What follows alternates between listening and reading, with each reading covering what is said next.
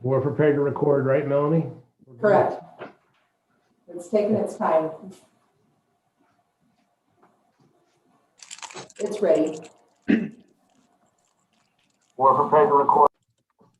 Correct. It's taking its time.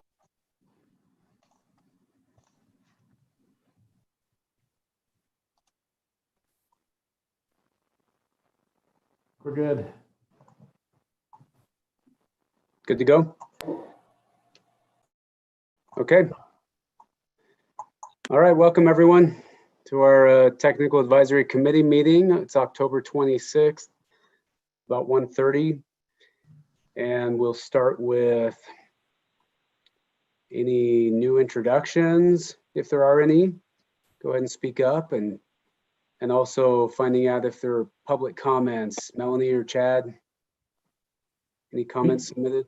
We did not receive any public comments. Okay. Well, let's move right along to item number 2, which is approving the meeting minutes from September 28th. Any questions about the minutes or concerns? This is Brad Kennison with Lehigh. I would have a motion to approve. This is Ken Anson. I'll second that. Perfect. A motion by Brad Kennison, second by Ken Anson. Anyone opposed to that motion? Not hearing any, so we'll consider that approved. Thank you. And now let's move on to action item number 3, the Provo City Corridor Preservation Requests. I'll turn it over to you, Jim. Thank you, Steve. I'm going to share my screen.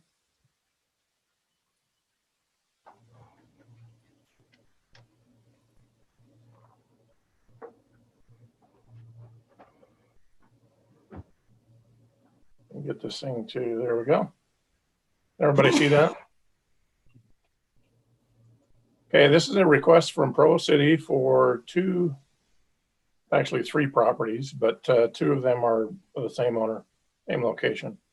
For corridor preservation on, first one is on 2230 North, number 37 on our corridor preservation approved corridors map. This is at 741 East, 2200 North in Provo. There's a willing seller. The owner had this up for sale in the private market and did have an offer, but the offer fell through.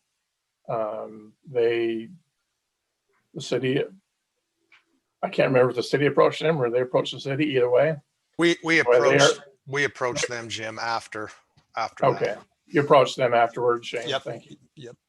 Okay, so they are a willing seller. It is a residence located at 741 East.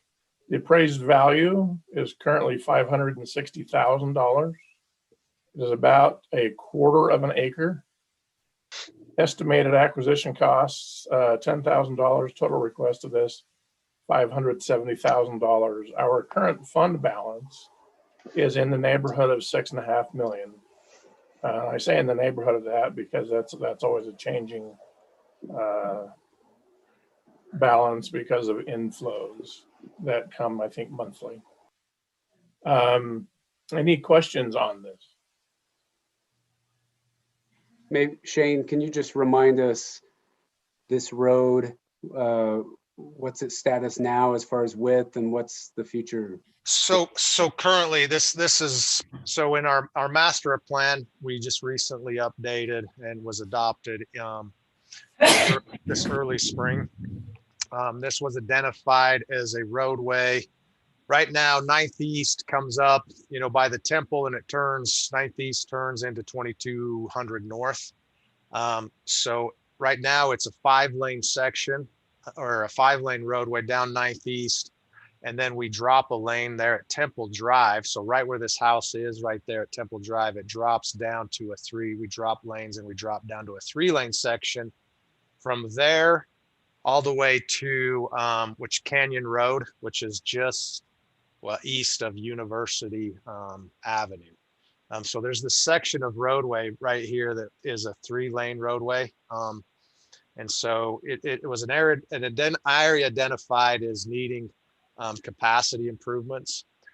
What we worked through with the neighborhood and with the city council is we don't have a specific plan on what it needs to be as far as the width. The current width, I think, is a 48-foot asphalt, 48 or 46-foot asphalt section.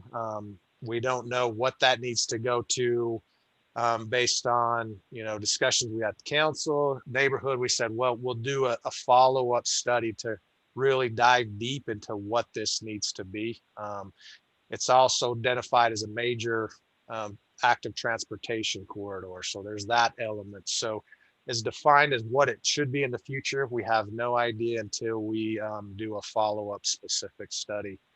But with it being such a heavy, residential area, it's been identified as an arterial street since 1991. So it's been on our plan for a long time as an arterial street. We're just trying to move forward now with looking at potential whatever improvements those become, at least preserving a corridor so we don't have to deal with any property acquisition issues that may arise in the future.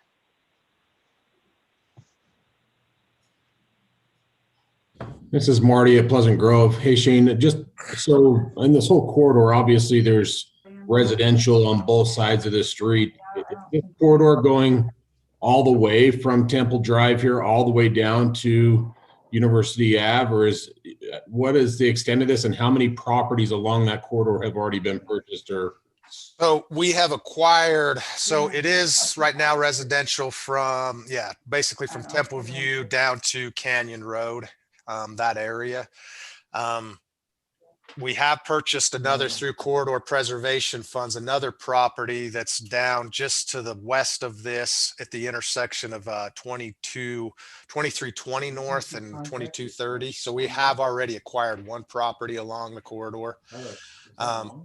We're just looking at this section as far as what was identified in the master plan and needing some kind of capacity and active transportation improvements is from Temple View down to Canyon or to University Avenue. So that is what is identified on our master plan. I think that's what's identified also in the MAG plan, regional plan. okay.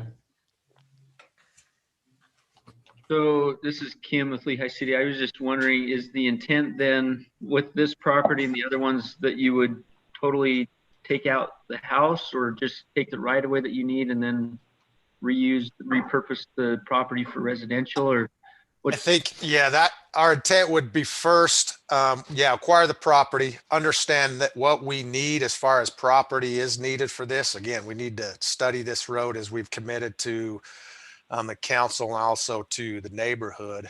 Once we set that and kind of get the study and understand what that is and what the project plan, future of this with all that stuff, then we could decide, well, if we only need a portion of that property, then yes, we would just keep the portion that we need for the plan. And then, yes, we would resell or resell that back, and those would go back into the preservation funds. Right now, the other house that we have currently purchased, or the home that we did purchase down there, we're just renting right now. So we haven't tore it down or anything. We're just renting that out until we understand what we are going to do in the future with this road. And this is Brad Kennison. Can you remind me the last home that you purchased along this corridor, was it along the same side of the road? It was on this one was on the south side of the road. We went ahead and we tried to get the one we purchased again, Brad, was at 2230 North and 2220. 2320 North. It was right at an intersection. That was kind of through it's kind of through an S-curve area. We also tried to acquire the property on the north side to be the northeast corner of that. They were an unwilling seller. So we weren't able to acquire that through the corridor preservation, but the one that they are on the south side. So right now, Brad, though, we don't have identified which side of the street or any of those. None of that is even determined. We have no idea. Yeah, I guess what my question would be though is, seems like if we're buying properties on both sides of the road, not knowing yet what the design is going to be, at what point in time will you forward your design, start working on that design so that you know that you're buying the correct properties I think what we to would do, expand this?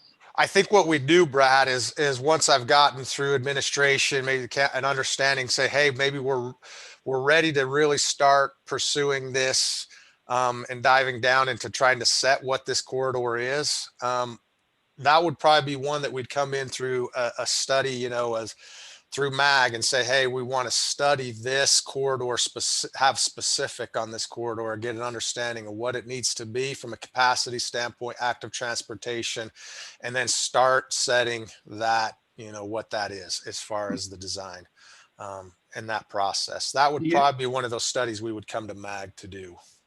Do you think, Shane, this is going to go 7-lane, or do you think that 5 lane is going to work?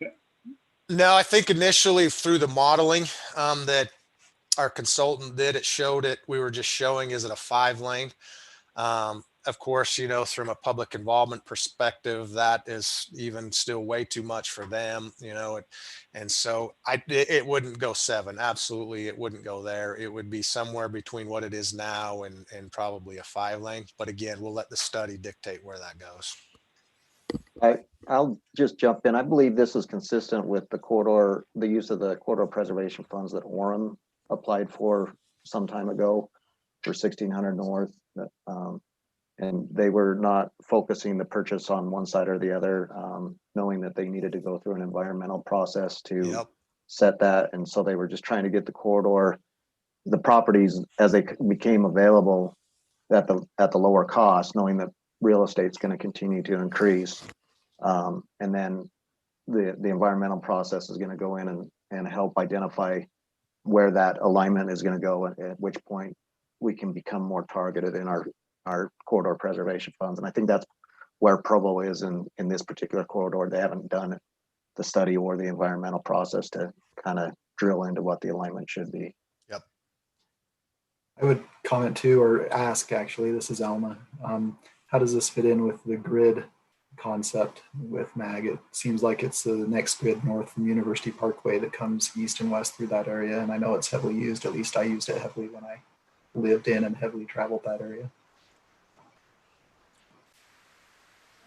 I can tell you from my perspective, yeah, this is, again, been on our city's grid system as one of our major arterial streets through the city. So from MAG's perspective, I'll let MAG.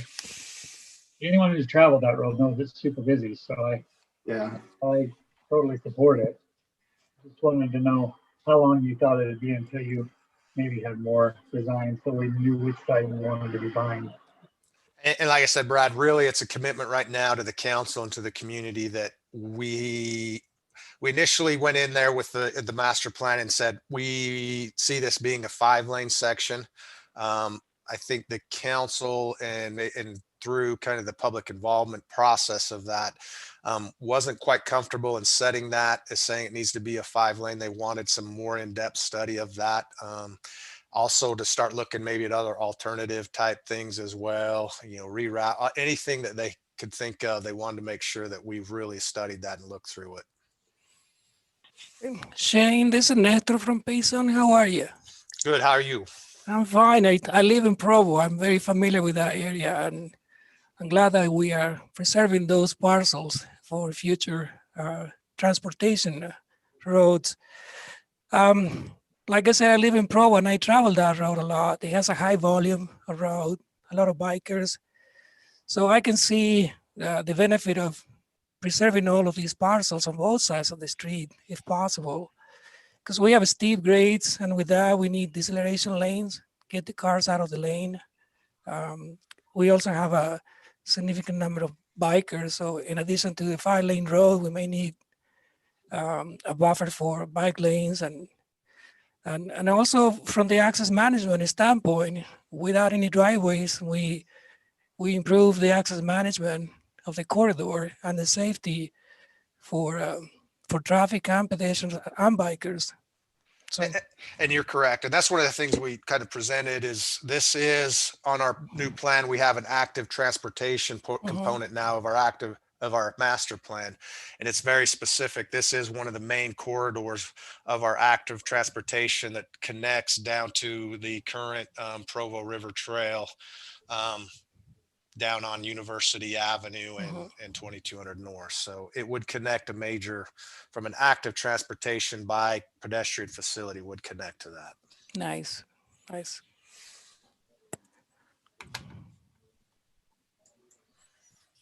Okay, thank you. Additional questions? Okay, go ahead, Jim.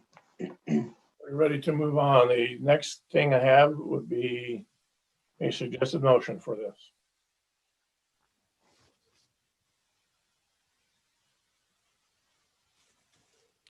Can anybody make the motion, Jim?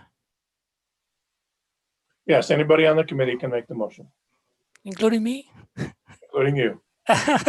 Well, then I'm gonna make a motion. I move that the Technical Advisory Committee recommend to the Regional Planning Committee the approval for the Provo City request for corridor preservation funds in the amount of $570,000 for purchase of property located at 741 East, 2200 North in Provo. This is Richard you, Nielsen, Nestor. second it. Seconded by Richard Nielsen. Any questions or concerns? Okay, anyone opposed to that motion? Hearing anyone? So we'll consider that motion approved. Thank you. Back to you. Good, thank you. Move on to the second one. The second one is on eligible corridor number 38, which is 820 North in Provo, which is in phase one. Here is the data here. This may also impact number 32, which is Provo 820 North interchange, but UDOT is in the middle of the EIS on this one and has declined to address this purchase, has declined to become involved in this purchase due to the possible impacts to that ongoing EIS. We've had some lengthy discussions with UDOT about that, and they don't want to have that influence their environmental documents. So they're choosing not to be involved in this, which is fine because this is also required for a city street and can be purchased just by the city for city purposes. So I would just add one comment on that slide. It's identified as a new interchange at 820 North. The environmental process that the department is going underway has not identified 820 North as the location of that interchange, and we don't want to presuppose the outcome of that environmental. It is the Provo North interchange. We're evaluating multiple options between University Parkway and Provo Center Street for a new access point, including the no-build alternative. Thank you, Eric. This is the location of the property. Approximately 3 acres, just a little over 3 acres. The owner has applied, remind me, Shane, the owner has applied for development approval, is that correct? Yeah, they came in and started the concept phase. They initially approached our community development and our public works to start the process of looking to develop this property into this 2 residential. They were looking for a street connection. That's it right there. A street connection access. So regardless of interchange, whatever happens, we're not looking at that for that perspective. That could be, this could be probably potentially an alternative or something in the future. But from the city's perspective, 820 North is part of, it was a separate study that we had conducted. Chad, I can't remember back, what, 5 years ago, for improvements along 820 North. We show as part of that study that was, again, MAG funded, that we need to improve 820 North all the way from Geneva Road to University Avenue as a 5-lane roadway. Right now, it's a 3-lane roadway. And there's a lot of residential and those kind of things that are along there. So as part of this, we want to preserve this corridor. We're not necessarily comfortable with this plan as potentially what could happen with 820 North and a residential street access at this location. So from the provost perspective, regardless of an interchange or not, we still would want to purchase this and make sure we preserve this area.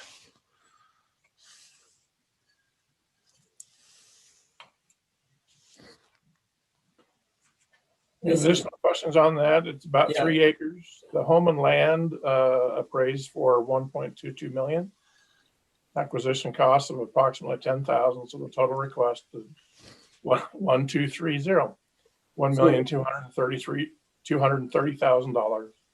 So this is Brad Stapley of Springville. If a plan ever goes through and corridor preservation monies are used for this, what happens in the long term? I mean, that's $1 million to it sounds like you're trying to also inhibit a development that you don't like. What if the plan doesn't go through, then MAG's just put out $1 million for something that's never going to happen? Go ahead, Jane.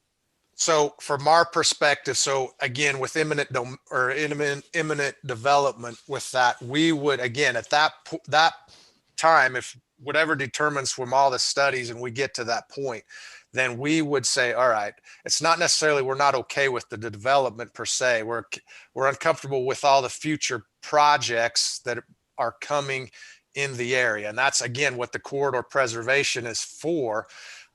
So that we don't develop this and now we're stuck with something that's there that we have to deal with. So if in the future it's determined through the various studies that this is not needed from, you know, whatever that may be, 820 North, and we only need this portion of it from us, that's time we would, again, we would sell that, and those funds would go back into the corridor preservation fund.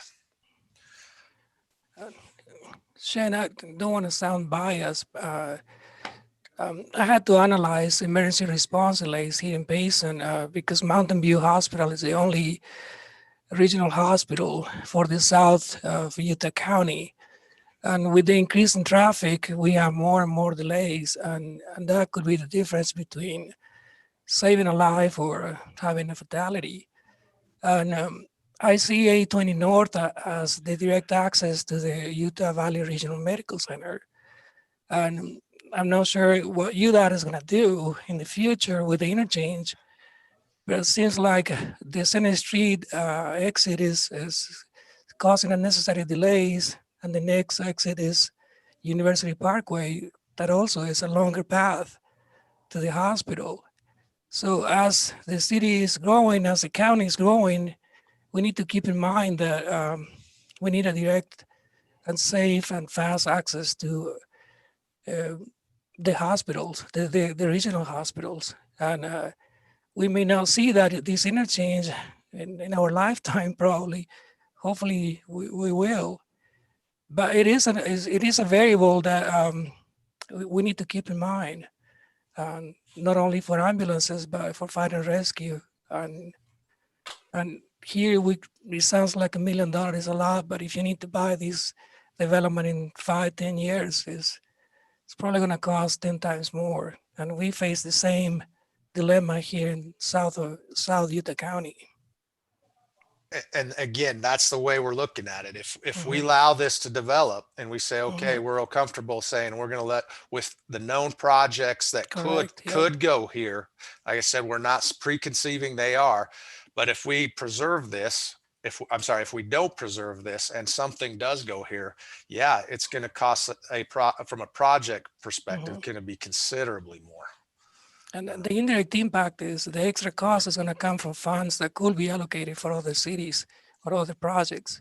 Absolutely. So it is an investment, in my opinion. Hey, Shane, this is Brad Kennison again. Maybe you could just explain to me, maybe I missed this part of your discussion, but I understand that based on what I see on the screen here, I understand the widening of the roadway on the south, right? And how it's needed for the intersection of Canyon Road or Geneva Road, sorry.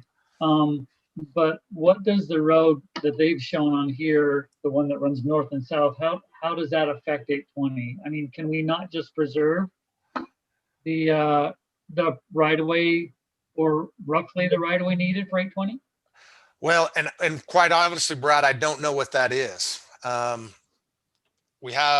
There's a bunch of other utility. This is a main power corridor as well that runs on the south side for Rocky Mountain Power. That's also the Provo Power. It's some of our big high steel lines. There's maybe some relocation based on what happens with the 820 and those kind of things. There's a little bit more of that right now. We're kind of bound right there. Geneva's a state road on the other side that we don't have, that's not our jurisdiction. What improvements happen on Geneva Road in the future, I'm not sure. I know that's shown on a MAG plan on Geneva as being approved, but I don't know what that means fully. So this property abuts that as well. Again, from my perspective, Brad, there's a lot of things that are in the mix here. And so I don't want us to say, well, let's just preserve for 820 specifically. We can go down that route. But if we do, then, and we allow this to develop, there's other potential things that could be, and like I said, where that EIS goes, you're going to start limiting ourselves. So Shane, I'll build on Brad's question. For corridor preservation funds, we need to have a willing seller, willing buyer. Which we have. And is this willing seller only willing to sell the property as a whole, not a strip? Yes. Yes. So we talked about that initially with them. Can we preserve it back to a point, those kind of things, but they had said, no, we want to sell it, because some of this is tied. If you look at that, they have some farming activities and some structures there that we would need to acquire as well.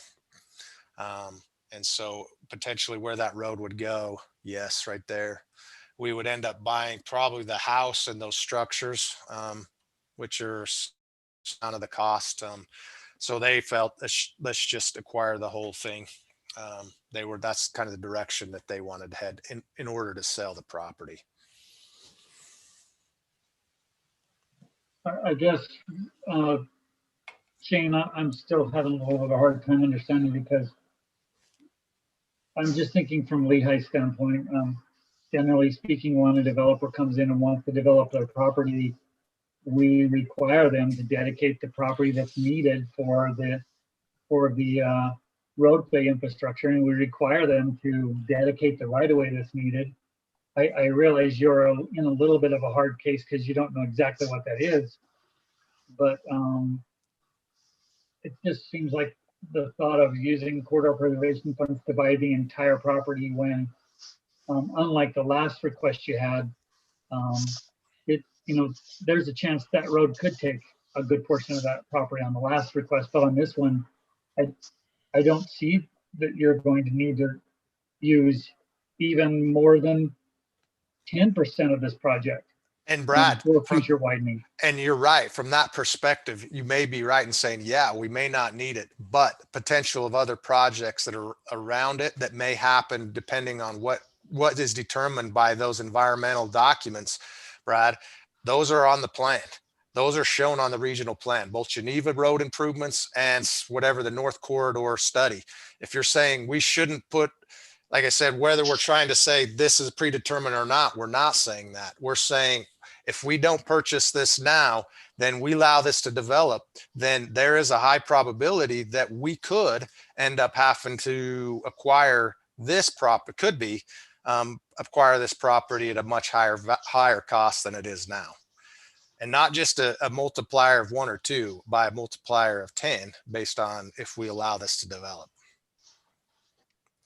I'm not saying, Brad, that cannot be developed. I'm saying it could be in the future, depending on what all is done, of the studies that are done, what happens and what we do with 820, and we determine where that line is.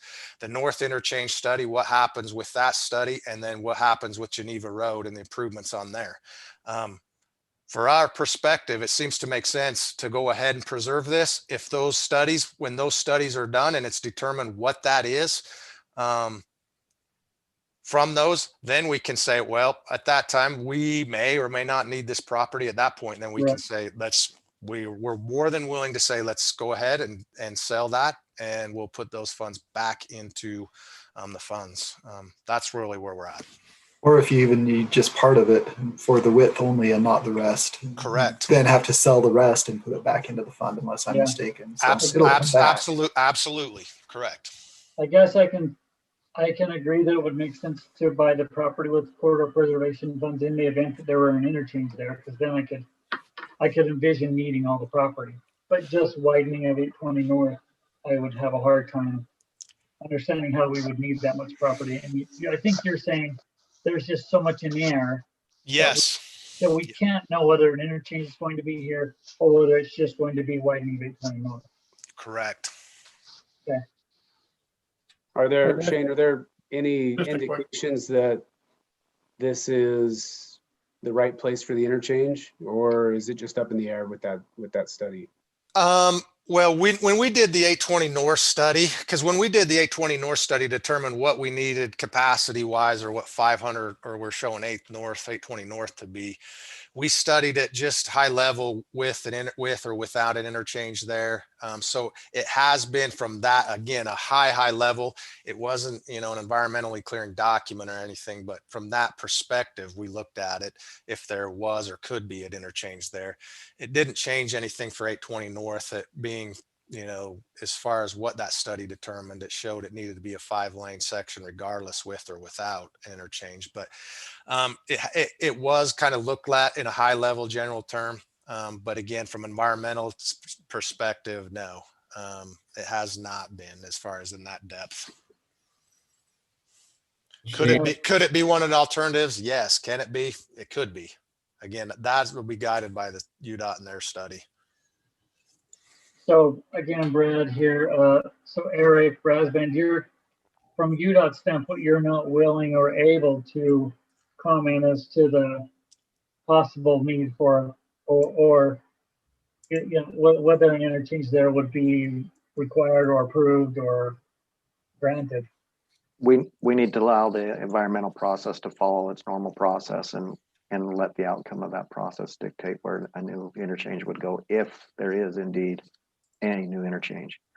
The NEPA process will require us to look at the no-build alternative as one of the solutions moving forward. This is, And Brad, I'm sure that this is part of your question. If indeed it does become part of the interchange, part of a future UDOT project, UDOT can purchase that undeveloped property from the city, and those funds will go back into the corridor preservation fund. Jim, just one quick question. This is Marty. The question I have is a matter of timing, right? So this is a big portion. This is 20% of or so of the funding available in the corridor preservation fund, right?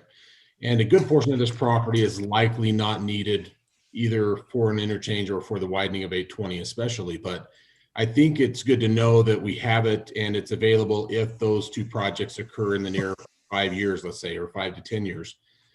Is there anything that requires Provo City that once those have been determined to sell that property so we can get that money back sooner into corridor preservation funds, that once those studies have determined that it's not just something, I don't think, Shane, you guys intend to sit on it forever, but is there anything in the corridor preservation agreement that requires them to divest themselves of that property as soon as it's determined it's not needed? I think the best way to answer that, Marty, is that we do an annual report back to regional planning on the status of these properties that were purchased. And if that comes up and we find out and we say that, hey, the rest of this property is not going to be needed, I think that we would ask regional planning at that time for direction as to what Provo City should do. I would just suggest that the projects that Shane highlighted are all in phase 1 of the regional plan. So by 2030 is when they're anticipated to be built.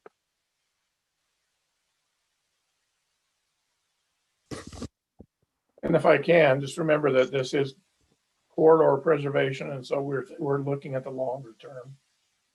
We can actually buy properties out to 30 years, but we try not to do anything beyond the 10-year time frame. And as far as honestly from Provo City, my perspective is, yeah, as soon as we can get an understanding of what these projects are, as soon as we understand, I think we're willing to say absolutely commit and say, yeah, do we need this property or don't we need this property? And what portion of it do we or don't we need? Absolutely would be willing to do that. For us, we just don't want to put ourselves in a box right now to say, because we don't know what that's going to be. But again, we'd willing, whatever commitment you want or whatever that is, we'd be willing to commit to that. Steve Mumford here. I think a lot of the concerns are probably coming from the fact that, this 1.2 million and the other one was whatever it was, 500 and something thousand. And with our balance at 6.5 million, I know that increases every month. But all the properties that are needed along 820 and 800 North, and then that 2200 North can easily eat that up if they start selling this year, right? Or the next couple of years, we'll go through that dollar amount in just a few properties. Well, and I can tell you from a public perception standpoint, if we allow this to develop, and it probably even in your own cities, if you said, well, why didn't you guys plan, and it's showing something showing that it may need be, or even a portion of it, why didn't you guys plan for this? You guys probably hear that a lot. And I think this is our method of planning. This is our method, I think, in any city to say, hey, there is something going on or potentially substantial going on in this area. We don't know what that is. We need to preserve this. This is our plan. This is our kind of our tool to make that happen. I guess, Shane, I guess my question really then is, are there other funding sources as well? So that doesn't happen. If we purchase this property and the other one that was just talked about, and obviously we still have some funds left for more properties along here, but also in other cities, are there other funding sources that Provo has to be able to take advantage of properties as they come on the market? We do, but we try to, again, I think we try to use that corridor preservation funding process is what it's for, right? I mean, we feel it is for. Usually we'll go down that process if we feel like we really need it and it's an unwilling seller. If it's somebody that's somewhat unwilling or they really want to negotiate relocation and all those kind of things, then yeah, we will try to do it through our city funds. That's something we're talking about there up on 2220 and 2320. The property owner that is there on the corner was somewhat willing, but wanted a lot of other additional agreements and relocation costs and things that really fall outside the corridor preservation fund. So we are still pursuing that, for instance, but that would most likely come through our own city funds to make that happen and understanding with our council. So yes, but again, we're trying to use what's our toolbox is right now. Jim, can you remind us how much this fund increases each year on average? On average, about 2.5 million. We're late enough in the year, and this is the fund balance as of about a month ago. We're late enough in the year that I wouldn't expect it to change dramatically. It will increase considerably between now and the end of the year, but it won't be a dramatic increase.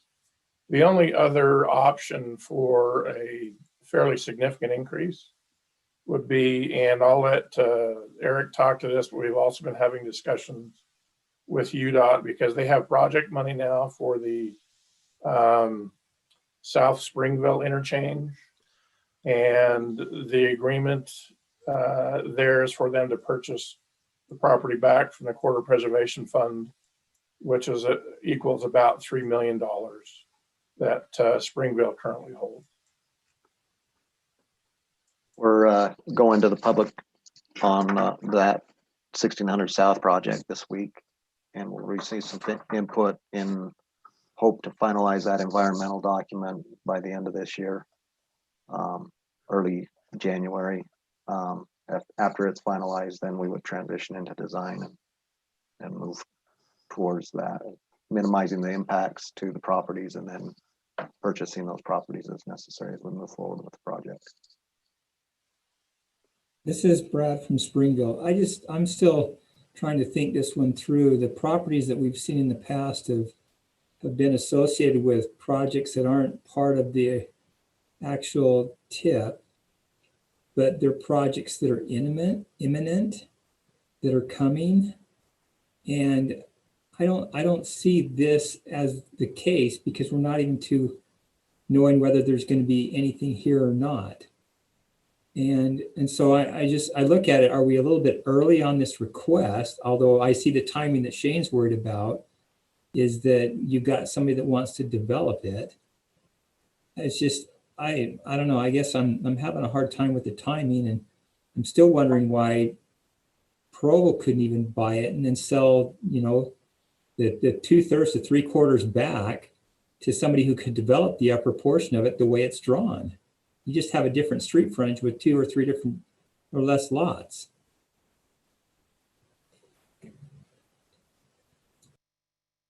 To answer part of that, Brad, is that this is actually in phase 1, and we prioritize our project purchases for corridor preservation within that first phase.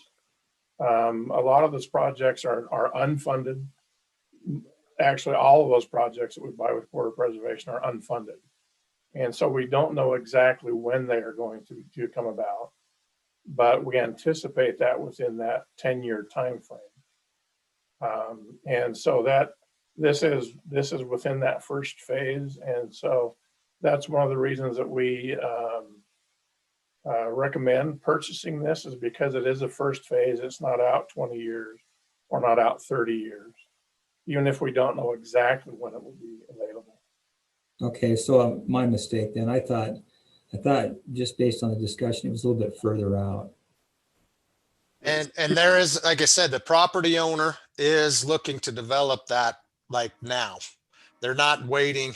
And right now, Provo City, I don't have $1.2 million to purchase that right now. Could we do it through our funds? But it would take a substantial amount of time to generate, to get that revenue to purchase it. By that time, it'll be developed. Like I said, they are looking to move now with the residential market as it is. One thing I'd point out, Brad, is you mentioned saying about it not being on the tip. Anything that's on the tip generally would have the funding to purchase right away. So this is for everything that's not on the tip. But as Jim said, probably in the next 10 years, we see it going. It's very similar to the Springville Spanish Fork interchange, where we purchased right away for that project, even though we didn't have a funded project in the tip yet. But now it's going forward. A question for Mac Van. So I'm looking at the tip map, or at the corridor preservation map right now. I'm assuming so 820 North is number 38 on the list, correct? Correct. Is there a reason that I don't see the interchange anywhere on that map? Is it because that's on the UDOT system?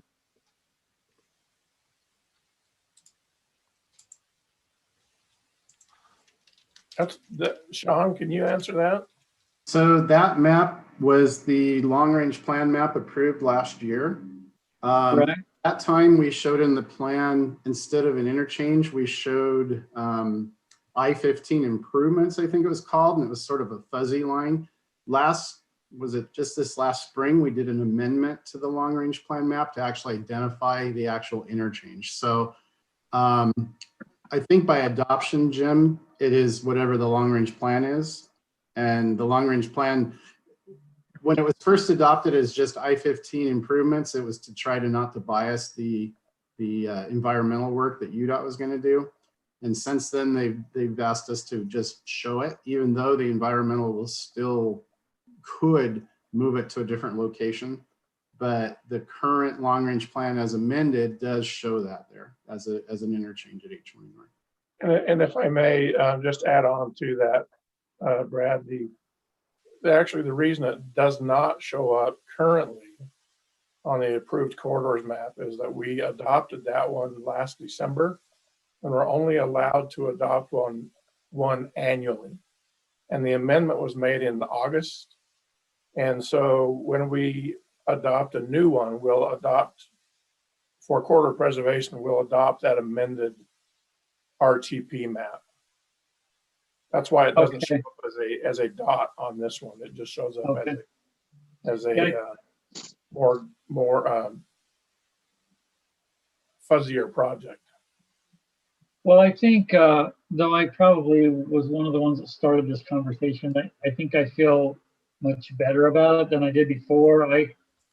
Not having seen it on this map, but knowing that I think sounds like the intention is that it is going to be on the map.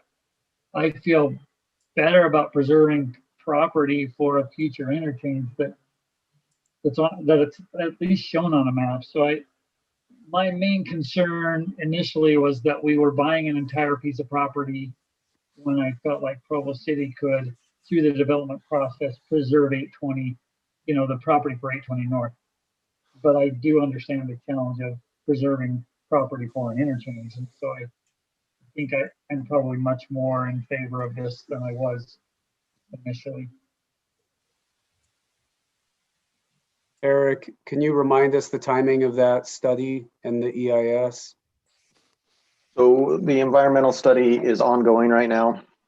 We've finished up phase 1, which is the data collection, existing conditions analysis. We're currently in negotiations for phase 2, which would move into furthering the purpose and need, getting the scoping, meeting with the public, gathering their input. That process is anticipated to take anywhere from 1.5 years to 3 years based on the process. We know that there's some controversy, and so we're planning for a longer timeline to complete that environmental. The project itself is number 27 in the UDOT priority statewide, and so it's in the upper third of our priorities as we move forward. How many projects do you go through a year? It depends on funding. We're in a weird cycle. Our program, generally speaking, is somewhere between 300 and 500 million on an annual basis. This last year with COVID, we only programmed 50, and so that's the challenge.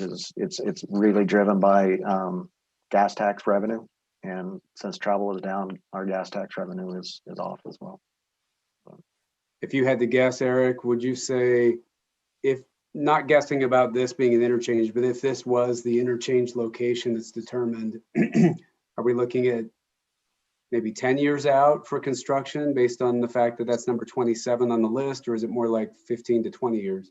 I would go with it's part of the, it falls within phase 1 of the regional plan, which is by 2030. There's some financial assumptions in the plan that get it to be funded by 2030. And so, that's the other aspect that existing program that I described is our existing, or kind of the baseline. And then every once in a while, the legislature figures out alternative funding sources such as a bond. And if that happens, then typically projects get moved forward. So it's that crystal ball. We don't know what the legislature is going to do, but we can look at history and know that it's likely to be in that phase 1 timeline somewhere between now and 2030. Can I make a comment, Steve? Yeah. So, this is a really difficult situation. I think if we knew this was going to be the location for the interchange, then this would be pretty much a no-brainer. But I think that's what's holding a lot of people up, and at least holding me up. I guess a question for Jim Price. I think of this as being, whether or not it's regionally significant. If it were an interchange, it's absolutely regionally significant. But if it's not an interchange, then it's kind of a different situation. But I guess my question is twofold. One, do we have any sort of regional significance requirement when it comes to corridor preservation? And two, even if we don't, is that something we should consider when looking at corridor preservation? Because this is MAG, this is a regional you know, a metropolitan planning organization. So we're not using up all these corridor preservation funds too quickly. Should we look at something like that to help guide us a little bit more in making these types of decisions? Thank you for that, Jason. Because this is at a confluence of actually 3 different regionally significant projects. The 820 North Provo project is a regionally significant. It's an RTP project, first phase. The interchange is an RTP project, first phase, and Geneva Road is an RTP project, first phase. So any one of those 3 would make it applicable. Where it could be all 3, it's especially applicable, I think, on this. But because of UDOT's, again, as we were talking about, because of UDOT's reluctance to get involved in this, because they're in the middle of their environmental document, what we're saying is that because it is a city street, 820 North, and that is a regionally significant project that is on the RTP, then it does qualify under those circumstances.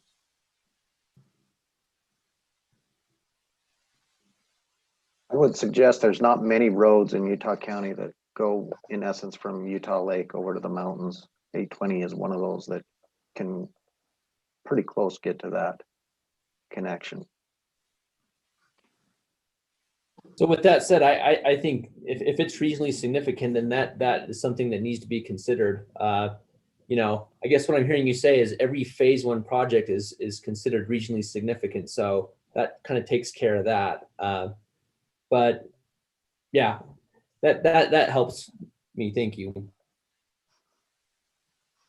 Good question and a fair question, but yes, it's on the regionally significant corridor map. All of the projects that are regionally significant are on that map, and we tend to use that to prioritize our purchases. We try to prioritize purchases to within the first phase, and all 3 of these would fall within that first phase.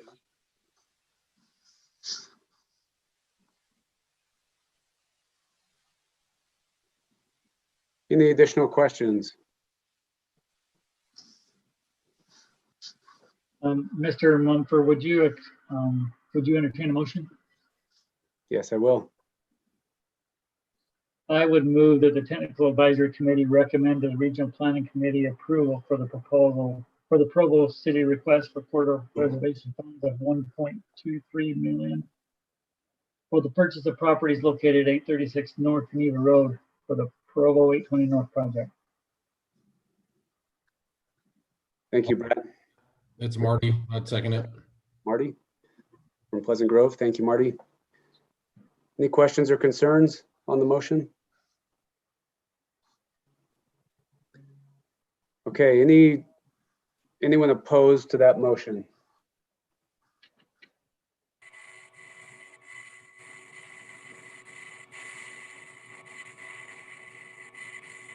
Okay, not hearing anyone there.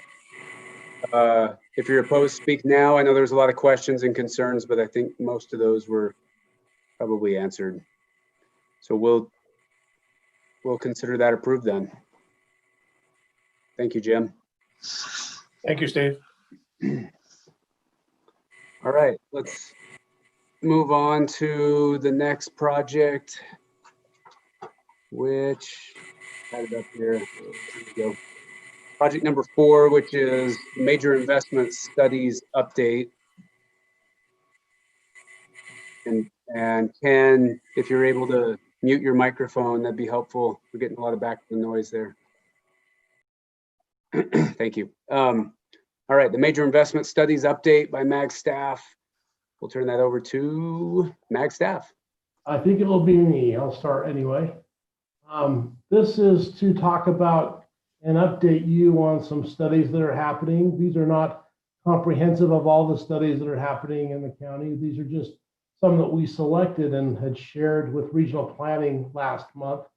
We wanted to update you on these. I'm sure there will be other ones that we'll include in future updates.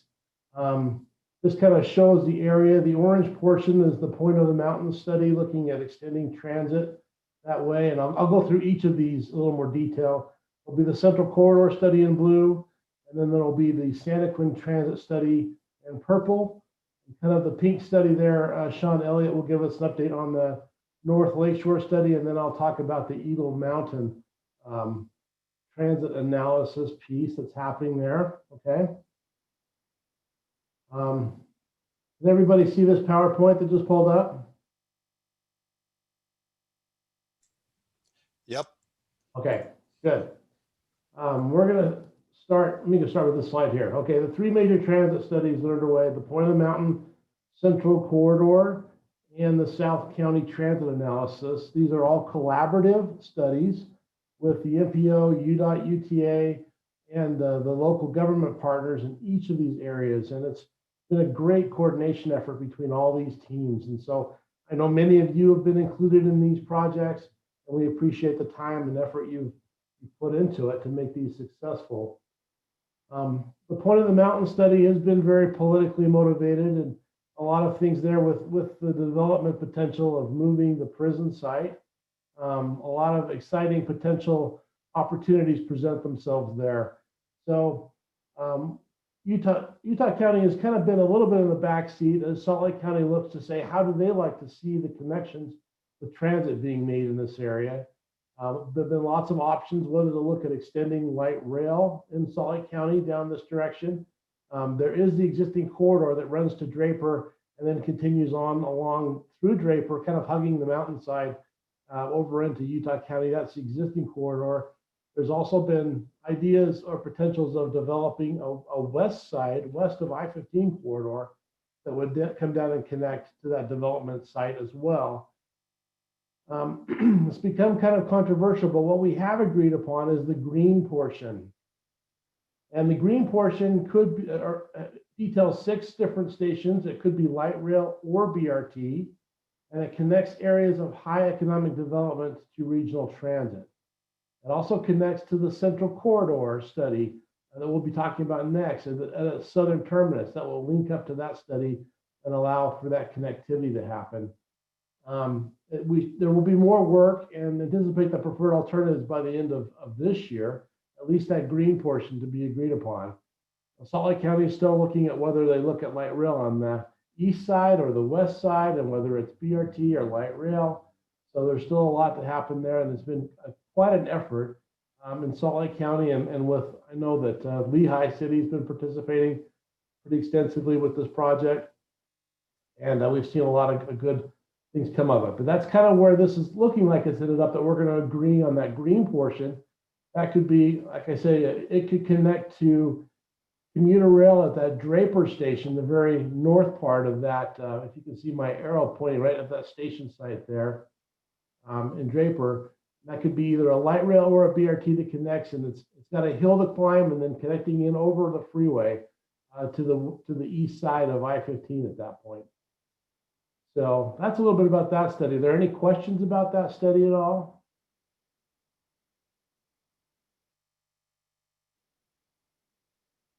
Okay, I'll move on then to the next one. And maybe Eric, if you feel like stepping in on this one a little bit too. This is the Central Corridor project, which Eric has been the project manager of. And this is also looking at the extension of BRT up north to connect the north part of the county with the BRT line in the south that's been developed in Provo and Orem anyway. It allows for some great connectivity, even in the Provo-Orem area, where we would be connecting near the Utah Valley Medical Center, and also down at the Provo station would be a terminus, all the way going north to connecting to the Point of the Mountain connection, and allowing for high frequency transit to connect in different parts of the north.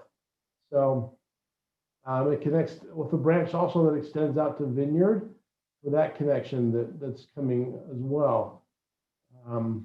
It has lots of connections to both Front Runner and the UVX line.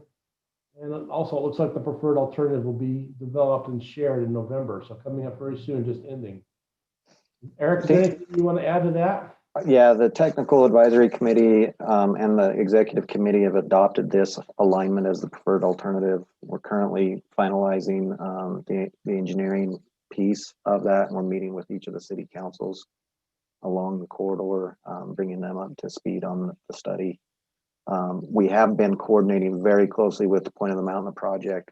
Early in the process, we processed a change order to allow for that coordination with the UTA staff that are involved in that Point of the Mountain study. And we're working close with them to try and develop a tie. I think really the question at this point is whether the Point of the Mountain study is going to use that light rail or a bus rapid transit for their mode. The committees that we were working with here in Utah County realized that BRT is about a third of the cost of a light rail system. And that was part of the reason the bus rapid transit was chosen, as well as the land use is probably more supportive of bus rapid transit at this point in time. So it's been a wonderful project, 7 communities participating. They've contributed financially to the study and have been involved throughout. And then, of course, the relationship with MAG and UTA as we've developed this project has been great as well. Thanks, Eric. Mary, did you have anything you'd like to add? I'm sorry, I just barely joined. I was, Eric and I were tag teaming today because I was presenting to the air quality group, the same presentation Eric just went through. It's been really fun to work with Eric and UDOT together, not as separate organizations, but rather as groups who are trying to help move forward the community agenda. And I love that this project was started by our cities and that they've been guiding and directing the project, and that's how we want to proceed. So I love to hear anybody's comments or questions. If you have really hard questions, you can ask Eric. Okay, that was funny. I don't see anyone laughing here on Zoom. I'd love anybody's comments or questions about it. I was laughing. I was just muted. Great. Any questions about this study? Before I move on to the next one? Okay. Next study is the South Utah County Transit Analysis. This is the start of looking at extending Front Runner to the south part of the county. We know we have a corridor there. We will also be looking at different modes and alignments and what steps we can take to get ourselves to be prepared for Front Runner. There could be interim transit solutions that might be identified along the way, but the end goal is to prepare and establish what we need to set the ground rules for moving forward with Front Runner. We know that will take additional tax revenue to do so. And this project is just now getting underway. It's just kicking off. And so the South County cities have been involved in this, and we're just looking to see what information we need to gather. I know some of the cities are very concerned about development potential around future stations. And so we're looking to try and define what that would look like so that they can have that idea to prepare for a station site there and what that might mean. Like the commuter rail Front Runner is a phase 1 transit project. So that would be by 2030 that we would see the construction, if not the implementation of this project. And we're excited to see that this is not an environmental study at this point. So it's just a process to look at the South County Transit as a whole, specifically the commuter rail corridor, and then to identify how to prepare for it. Are there any questions about this study at all?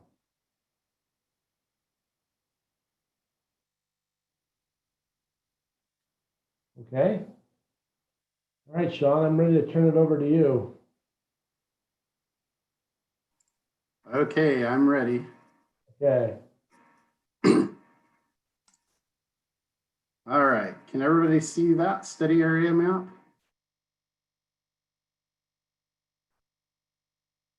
It's too little? Let's see. Can you make it a full view, Sean, and then you get rid of all your? Yeah, that's what I'm trying to do. Let's see. That didn't work. Hold on. What a pain.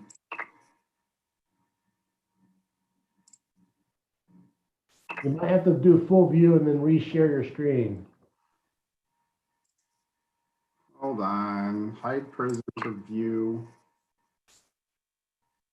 I put it onto a different screen. What is this? I apologize. I've never had this happen before.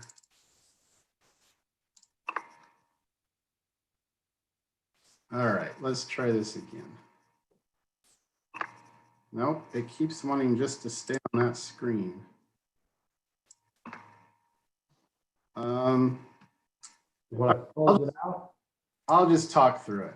I'll try to be as good as I can here. All right, so the North Lakeshore study, it's been going on now for just about a year, and we plan to finish up come December. The study area is from Eagle Mountain down to the Vineyard Orem area, primarily looking at east-west traffic or movement through the southern Lehigh area, connecting Cedar Valley over into Provo-Orem and up into Salt Lake County. At the beginning of the study, we did a survey. We got about 7,000 comments from citizens and from stakeholders. The values that people hold in this area were transportation and access were obviously one of the largest issues because of what's going on out there with the growth. Social and cultural were also a big issue, with safety, land use, quality of life not as big, but still we got a lot of input from that. By getting that input, we were able then to come up with themes for the project to guide the project as we go along. And so those themes were coordinate land use and transportation, increase capacity of the roadway system, improve connectivity. And if you look at this area, there are a lot of roads that don't go through and a lot of transit that's not there. Next was expand the public transportation, develop active transportation, and acknowledge the environmental, visual, and safety in the area. Those are the guiding principles of the study as we go through and rank different corridors and different facility types of transit or different trails, active transportation. We will use those to come up with a ranking matrix to see which projects outperform other projects. This slide just shows through the Lehigh area how many trips in 2050 is modeled with all of the growth that's proposed out there. So we model about 400,000 trips needing to traverse east and west through Lehigh. With the current long-range plan, not having improvements in the Pioneer Crossing area, we show that we can accommodate about 240,000 of those trips. And so as this study needs to look at how do we accommodate another 160,000 trips through this area. Things like, well, freeway, that's 60,000 and above is what a freeway carries, up to about 150,000 cars. Transit, you can anywhere from 10 to 20,000 trips a day for a major transit type facility, BRT, light rail, that kind of thing. And then the arterial roads, anywhere from 25 to 35, 40,000 people. So that's our last technical advisory committee. We went over scenarios of what do you want this area to look like? What kind of facilities do we want to traverse to carry these trips? The other thing that we did look at is, how do we make this multimodal? One of the things we're going to look at, or we're asked to look at by the TAC committee, is what if work at home becomes a big deal with COVID? Technology advances and people stay at home, and so we're going to look at what if it goes from the current 7% today of work at home to 20% by 2050. We're also going to look at transit, having a much larger share of transit, up to 10% ridership, or of the total makeup of trips. Right now, today, that's just under 2%. So that's another scenario that we're looking at. And then we're looking at different options of freeways and arterials, bridges over the lake, those kind of things. We are in the study right now, this is a copy of the timeline. Fall 2020, where we just finished our last set of our public feedback, where we opened it up again to get more feedback. I do not have the results of that yet because it just closed a few days ago. But and so for the next 2 months, we will be working on solutions, different, what corridors, what do they do, what do they impact, and that kind of thing. As we do that, we have, this is a little outdated slide because we did have the technical advisory committee on October 6th, but we will be meeting with the mayors in this area in November to go over the solutions and talk through what we've learned. And then we'll be meeting with the TAC committee probably at the end of November to then try to finish up the study in the December timeframe. With that, that is all I have. I hope my little screen didn't harm anybody. Any questions?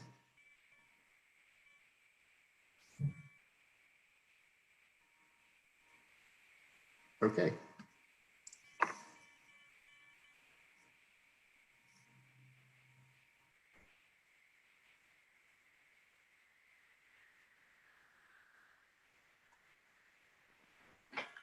Thank you, Sean. Chad, back to you for.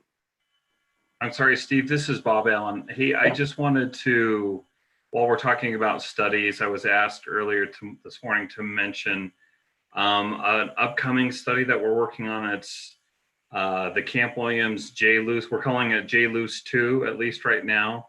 Those of you that were part of that, this is a joint land use study between Camp Williams and the community surrounding it. We were asked by regional planning, our partners north of us in Salt Lake County and the camp to apply for a grant to revisit and expand upon the study that was done 8 years ago, looking at land use compatibility between Camp Williams and the surrounding community.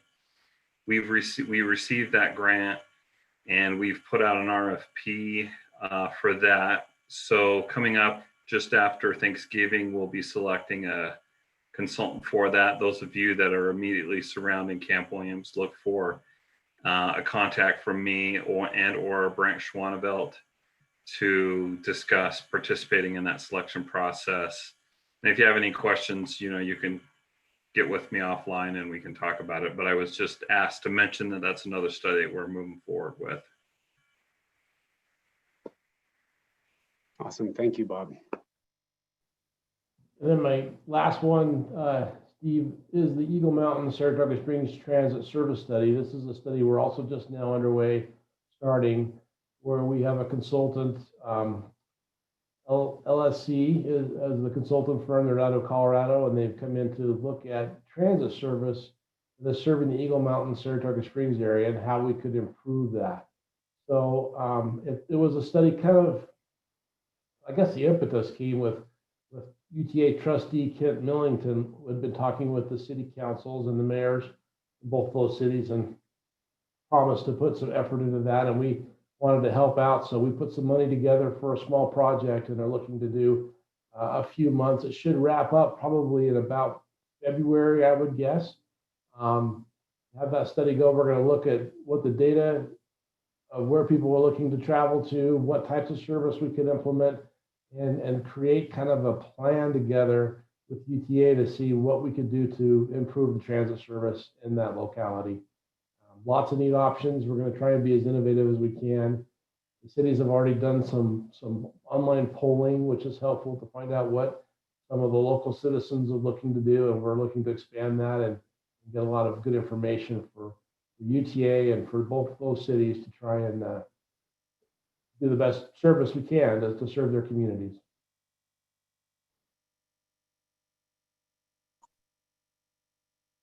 Okay, thank you, Chad. Any questions on that or any of the studies? We appreciate MAG staff working hard on all these various studies, it seems, throughout almost the entire county. So looking forward to continuing to be involved in many of those. And hopefully the outcome of those is more projects and more funding, right? So, or solutions, I guess, that we can all agree on. Let's move on to item number 5 then. Any other business from UTA? I don't have any. Mary, do you have any? No, I think we've been pretty steady on our ridership. We had a big drop, and we dropped our bus routes, and then we increased them in August, and saw, of course, a big increase with students, and we're still seeing people riding, and we'll be glad when the virus is not our closest friend anymore, right?